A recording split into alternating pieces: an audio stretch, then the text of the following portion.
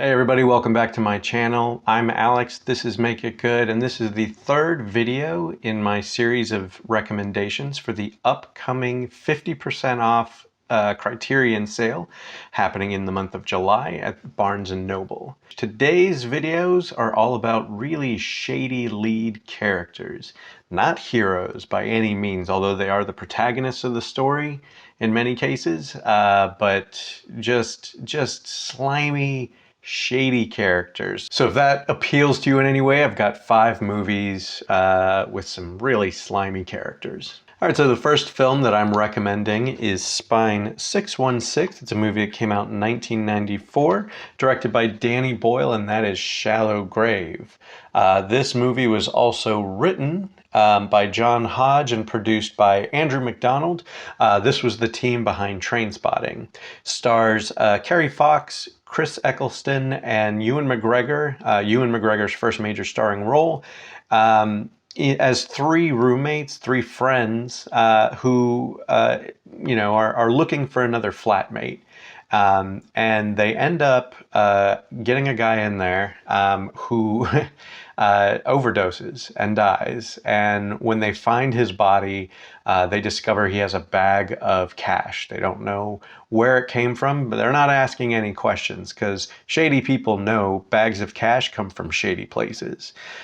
So it is a series of very intense scenes where they're, getting rid of the body and then, hoping that nobody finds out, police come and investigate because of situations that are happening. And then it's ultimately it's how this situation affects the 3 friends. Chris Eccleston plays the more level-headed friend who's trying to be smart about everything so they don't get caught. And Ewan McGregor and Kerry Fox are just they're just trying to have a good time, with their earnings. It's a great film, but everyone, especially these 3 leads, all very, very shady, very worth checking this film out, and that is Shallow Grave. All right, so we move along to another film. This one is a little more lighthearted. It's Spine 652. It came out in 1947, and that is Monsieur Verdo by Charles Chaplin.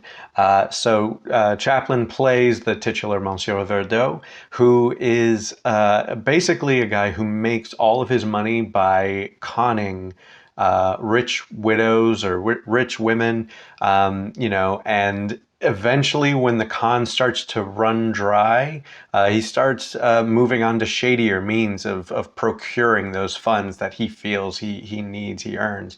As dark as the theme is, this one is a little more lighthearted. Chaplin's performance is right there. It is as good as ever. Particularly, I'm just going to say, when he's counting money, one of the best physical performance he does, and it's so simple, but I couldn't do it. There's no way I could do it. It's something only Charles Chaplin could master. So despite how shady Monsieur Verdo actually is, he does have there is a little bit of a redeeming quality in that he's trying to support his wife and child. It's just he's doing it in the shadiest of fashions. So we have this inspector who is also hot on his tail, and who knows that this silver fox is out there and conning these women out of their money, and Monsieur Verdo doing everything he can to stay as ahead of the game as possible. It's a fantastic film, a little more lighthearted than the other ones in this set of recommendations, but still no less shady.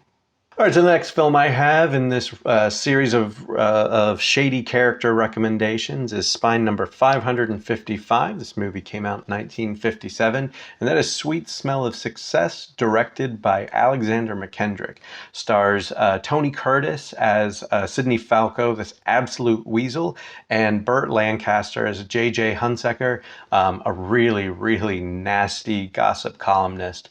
Hunsaker's sister is dating a jazz musician that Burt Lancaster's character wants her to have nothing to do with, and so he tries to get Tony Curtis's character, Sidney Falco, to absolutely smear him in any way he can, to get any dirt, anything that'll break up his sister and her relationship. This goes to some really nasty places, and man, the whole time you're watching it, you can't help but just feel dirty as you're watching Tony Curtis. It's one of my favorite Tony Curtis performances. I mean, he is an absolute cad through the whole thing.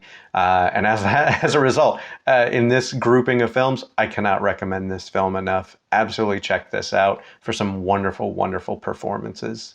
All right, my next to last suggestion in my grouping of shady characters is spine number 1078. This came out in 1947, and that is William Golding's Nightmare Alley.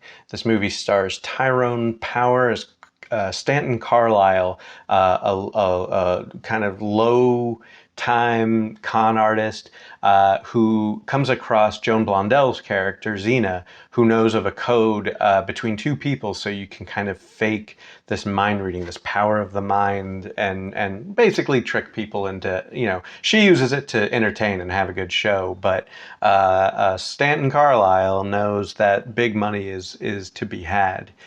So he ends up through, I'm not going to say what, but some pretty shady means. He does end up getting this code, and he takes Molly, Colleen Gray's character, on the road with him, and you know, they make it big. Of course, while making it big, he does get the attention of Helen Walker's character. She plays a psychologist who, you know, sees Stanton for who he is, and just how everybody plays off each other in this film. You know, the people who use each other, the people who, you know, think they know more than others, and then, you know, who is going to one up who. And man, it gets really dirty at some points.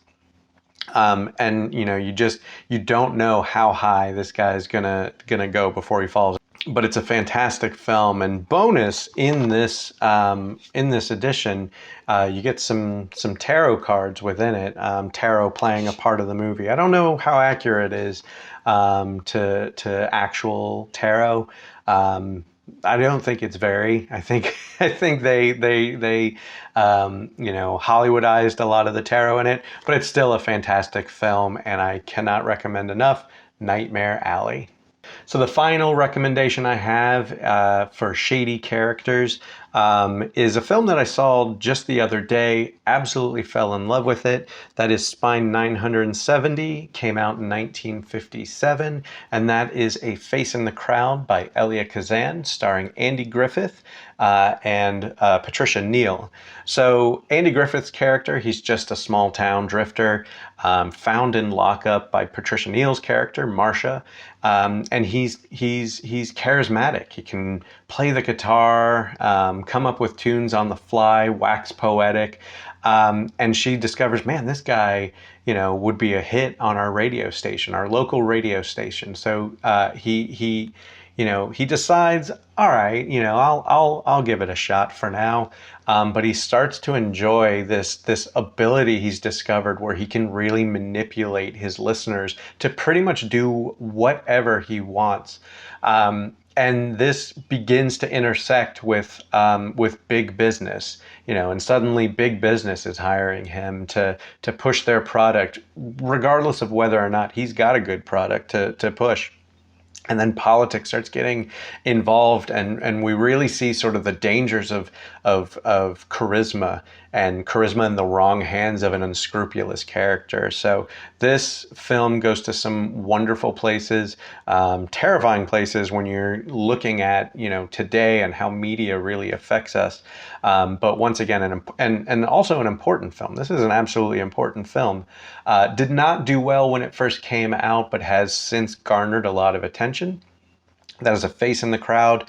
Absolutely, absolutely recommend. It's also got some wonderful special features on the disc. There's a particularly good one where it talks about Elia Kazan and Bud Schulberg, who wrote the screenplay, and how their experiences with the McCarthy trials really shaped their view and how it shaped the feel of the film.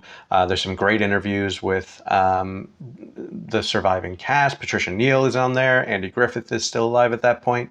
And it's just a fantastic all-around release. Absolutely recommend A Face in the Crowd.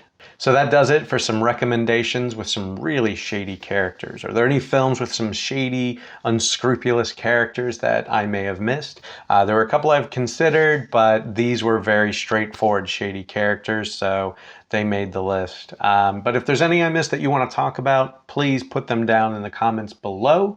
Like, share, and subscribe if you enjoyed it. And as usual, watch good movies, eat good food, take care of yourself, someone else if you can. Make it good. Just make it good. Take care of yourself now. Bye-bye.